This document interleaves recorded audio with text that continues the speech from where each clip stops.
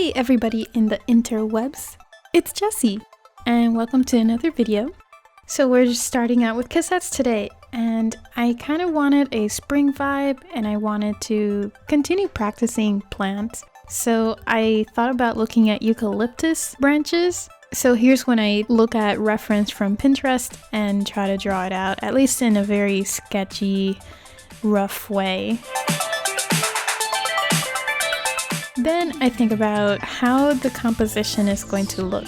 I don't want too much on the picture, so I left a lot of empty space.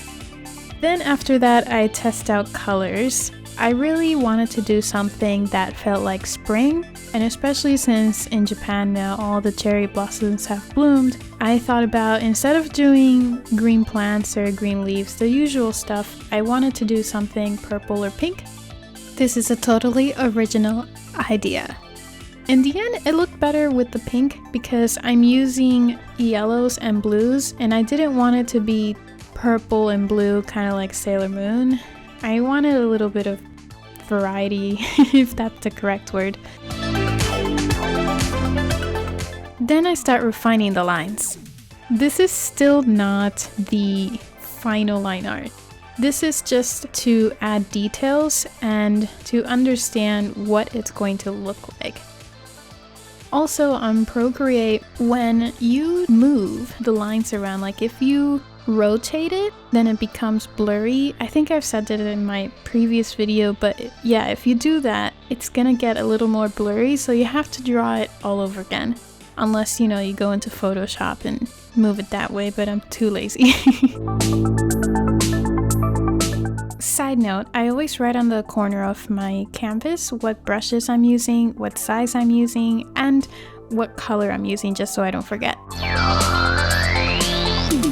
So yeah, and then here, this is where you see the actual finished line art, and then after that I'm gonna start adding some flat colors, then I add some shadows, and then I add some lighting because I like to start from middle, dark, and then light.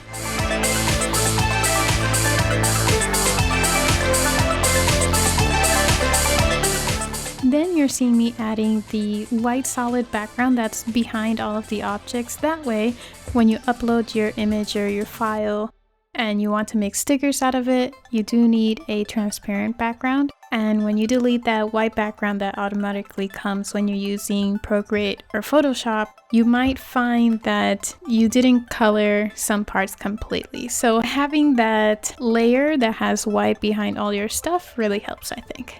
And yeah, so here is where you see me adding the shadows and the lighting. As for the petals or the leaves, to be honest, I don't really know what they are, but they came out really well. I like them. I think I'll draw them again, maybe in a different color for some other illustration. So there you go, the cassettes. I'm about to finish up here, but yeah, let me know if I did a good job or not. Moving on to the next one. So I wanted this to be a collection, meaning the colors that I used in the first one I have to use in this one and in the third. So that way it looks cohesive and it looks like it's from one collection. Yes, so that's why you see the colors on the right side. I'm going to be using those same exact colors every time. So the floppy disk didn't take me that much time because I already had the color set. The shapes are pretty easy. It's basically a square with some edges around it. I already figured out how I'm going to color the petal leaf things. And I guess the only different thing is how little I used the aqua color, but it's still there. Overall, I think it looks really good, didn't take much time, and it was fun to do. And I don't mean that as the previous one not being fun, I'm just saying that doing this one, there were a lot of things that were already figured out, like the colors, what type of pens I'm gonna use, the type of coloring and shading, all figured out, so it just felt easier. Oh, and if you're wondering, on the bottom left-hand corner, I do have a smaller icon just to remember where the colors go. That's why it's there. And there you have it! Floppy disks! I liked it. I don't know, did you like it? Did you even use floppy disks? Or is it just like a big safe icon for you?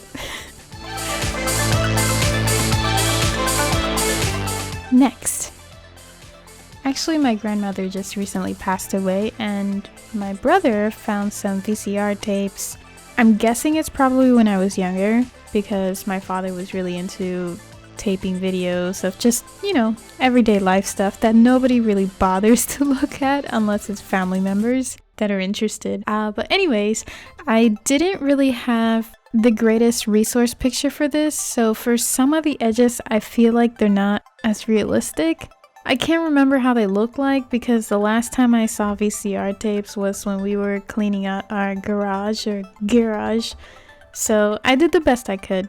Otherwise though, I like how the little screen area, the little semi-see-through part looks, and I wasn't sure if I wanted to do the texture with all the crisscross, but I think it looked good in the end. Oh yeah, the tape part that's coming out, I thought that was kind of fun in that it gave more detail, but not too much where it's overpowering the whole piece. If you've noticed, I'm trying to keep back the details so that it's pretty simplistic and that there's a whole lot of white space. From the beginning, I wanted these to just be simple so that when I put it on Instagram or Tumblr or my Twitter, it looks nice and it's easy to see. So that's what I was going for in the sense of composition. But yeah, so now I'm starting the coloring.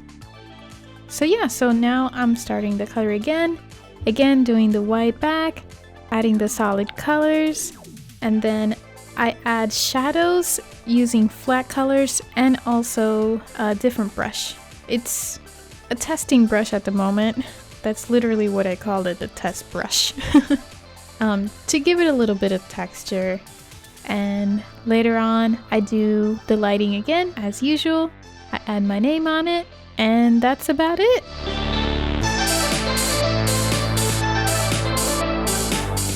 And that's what they look like in the end for the cassette, the floppy disk, and the VCR tape. That's all for today's video. If you like what you see, give me some love over here on YouTube. You can head over to my Instagram. And yeah, I'll see you next time. Bye! Cassette players!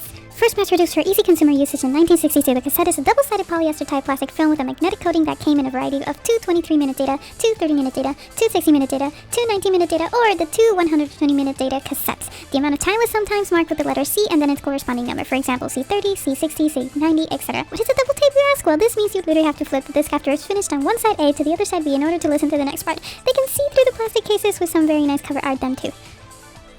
They came in see-through plastic cases with some very nice cover art on them too. Unlike our speedy rewinds button today that let you go back instantly to the beginning of a song, tapes had to be rewound back to the spot you wanted to start at. It was typically fun to stick a pencil in one of the cassette holes in order to rewind it. Fun, huh? By the 90s, it was more common to use cassettes for car music, since most people didn't have a CD player in the car, and telephone answering machines for when somebody called your house and you weren't there to pick up your phone. Voice recorders using microcassettes were also fun for studying or for work, but these were in decline as CDs became more popular. Another mechanism for cassettes was the write protection. This means it prevented re-recording and accidental reuse of data. If you want to know more, go to Wikipedia or just look it up.